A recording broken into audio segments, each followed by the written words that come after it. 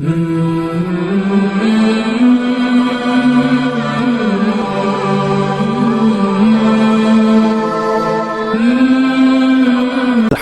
وحدہ والصلاۃ والسلام علی من لا نبی بعد اما بعد بسم اللہ الرحمن الرحیم قال النبی صلی اللہ علیہ وسلم طلب العلم فریضۃ علی کل مسلم و مسلمہ صدق رسولہ النبی الکریم۔ حضور نبی کریم صلی اللہ علیہ وسلم نے اپنی اس حدیث مبارکہ میں فرمایا کہ ہر مسلمان پر، چاہے وہ مرد ہو یا عورت ہو، اس پر علم کا حاصل کرنا فرض ہے، اس لیے کہ انسان کے پاس جب علم آتا ہے تو اس کے پاس روشنی آ جاتی ہے۔ پھر اس روشنی کے آنے کے بعد وہ چیزوں کے اندر تمیز کرنا شروع کر دیتا ہے۔ ایک آدمی کے پاس اگر روشنی نہیں ہے اور وہ گپ اندھیرے کے اندر بغیر کسی روشنی کی چیز کو لیے وہ نکلتا ہے تو ظاہر بات ہے اس کسی بھی چیز سے اس کو نقصان پہنچ سکتا ہے۔ لیکن جب اندھیرے میں انسان کوئی روشنی، ٹارچ، لالٹین یا کوئی بھی ایسی چیز لے کے نکلتا ہے جس سے اس کے آگے روشنی ہوتی ہے تو اس کو یہ فرق نظر آتا ہے کہ یہ سامنے جو چیز پڑی ہوئی ہے یہ سانپ ہے یا رسی ہے۔ سانپ اور رسی کے درمیان میں، راستے میں پتھر یا گھڑے کے درمیان میں وہ فرق کرنا شروع کر دیتا ہے۔ اس کو صاف راستے پر وہ چلتا ہے اور بغیر کسی تکلیف کے، بغیر کسی چیز کے ٹکرانے کے وہ انسان اپنی منزل پر آسانی سے پہنچ جاتا ہے۔ لیکن اس کے برعکس اگر ایک آدمی کے پاس کوئی روشنی کی چیز نہ ہو اور گپ اندھیرے میں، اندھیری رات میں وہ نکلتا ہے اور وہ چیزوں کو ٹٹول کے چل رہا ہوتا ہے تو اس کو نقصان کا اندیشہ ہو جاتا ہے۔ اس لیے جو انسان علم سے بہراور ہوتا ہے اور علم اس نے حاصل کیا ہوتا ہے تو عالم آدمی کے پاس ایک روشنی ہوتی ہے، وہ شریعت کی ان چیزوں کے اندر اس کو فرق آنا شروع ہو جاتا ہے کہ کون سی چیزیں جائز ہے، کون سی ناجائز ہے، توحید کس کو کہتے ہیں، شرک کس کو کہتے ہیں، بدعت کس کو کہتے ہیں، اور اسی طرح سنت وہ کسے کہتے ہیں، ہدایت کیا چیز ہے اور ضلالت گمراہی کیا چیز ہے، اور روشنی کیا ہے اور اندھیرا کیا ہے۔ ان تمام چیزوں میں وہ انسان تب فرق کرتا ہے جب اس کے پاس علم کی روشنی ہوتی ہے۔ اسی وجہ سے کہا جاتا ہے کہ علم کی دو قسمیں، ایک علم بسیط ہے اور ایک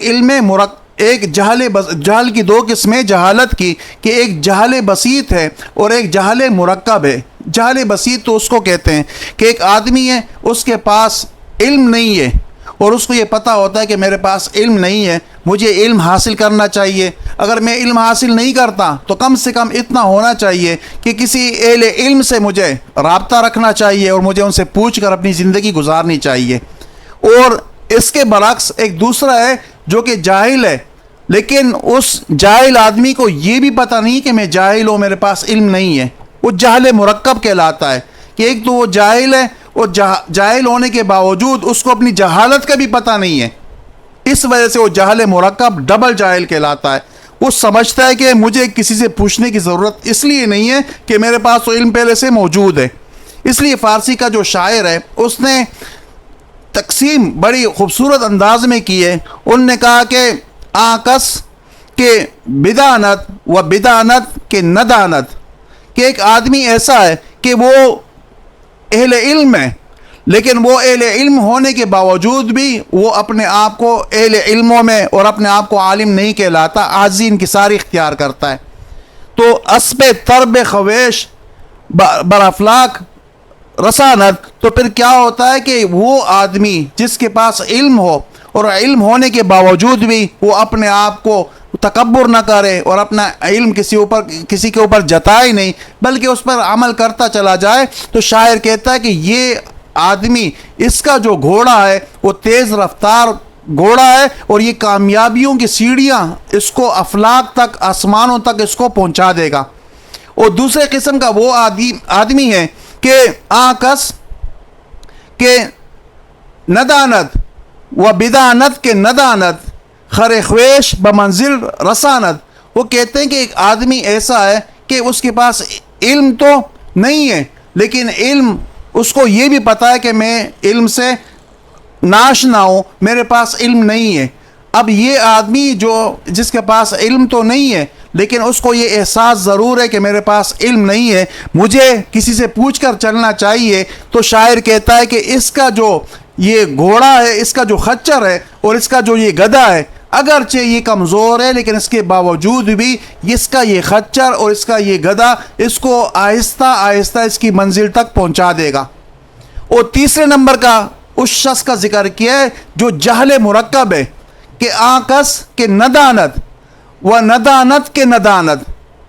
کہ ایک آدمی ایسا ہے کہ اس کے پاس علم ہے ہی نہیں لیکن اس کو یہ بھی پتہ نہیں ہے کہ میرے پاس علم ہی نہیں ہے، تو جہل مرکب ابد الدہر بمانت۔ شاعر کہتا ہے کہ اس قسم کا آدمی جس کے اندر جہل مرکب ہے کہ وہ تو جاہل ہے لیکن اس کو اپنی جہالت کا بھی پتہ نہیں ہے، کوئی کسی سے کوئی مسئلہ پوچھتا ہی نہیں ہے، کوئی مسئلہ بتاتا ہے تو کہتے ہیں مجھے پتہ ہے، حالانکہ خود اس کو پتہ نہیں ہوتا ہے۔ تو وہ شاعر کہتا ہے کہ در جہل مرکب ابد الدہر بمانت، اس قسم کا جو آدمی ہوگا جو خود تو جاہل ہوگا لیکن اپنے آپ کو جاہل نہیں سمجھتا ہے، وہ کسی سے پوچھنے کی ضرورت نہیں سمجھتا ہے، یہ آدمی ایک لمبے عرصے تک اسی جہالت کے اندر پڑا رہے گا، کبھی اس کو علم کی روشنی نہیں مل سکتی۔ تو انہوں نے 3 قسمیں بتائی ہے کہ ایک تو علم والا ہے، اور علم والا اپنے آپ کو علم والا کہتا نہیں ہے، جتاتا نہیں ہے، یہ آدمی سب سے بہترین آدمی ہے، اس کا جو گھوڑا ہے وہ اس کی کامیابیوں کے آسمانوں تک اس کو پہنچا دے گا۔ اور دوسرے قسم کا وہ آدمی ہے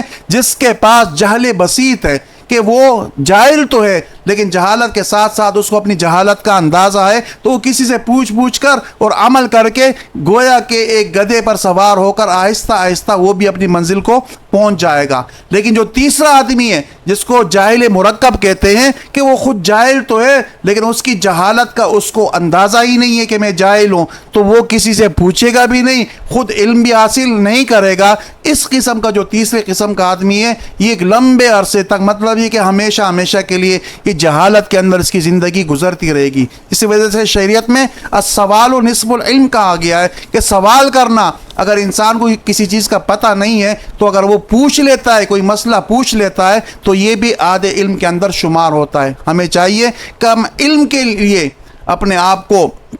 تیار کریں اور علم حاصل کرنا شروع کریں، تاکہ ہمیں اچھی اور بری، حلال اور حرام، جائز اور ناجائز کے اندر ہم تمیز کر سکیں۔ اللہ تعالیٰ سے دعا ہے کہ اللہ رب العزت ہمیں علم حاصل کرنے کے ساتھ ساتھ اس پر عمل بھی کرنے کی توفیق عطا فرمائے۔ وما علینا الا البلاغ المبین۔